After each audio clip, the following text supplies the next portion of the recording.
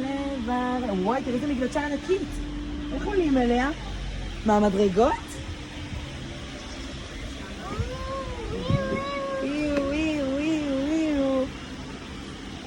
דניאל, אתה יכול ללכת בזחל, במנהרה. רוצה? פה? איפה זחל? הנה זה זחל גדול, ואנחנו הולכים בפנים בתוך המנהרה, ללשון שלו. אתה רוצה לנסוע? לא. לא, בסדר.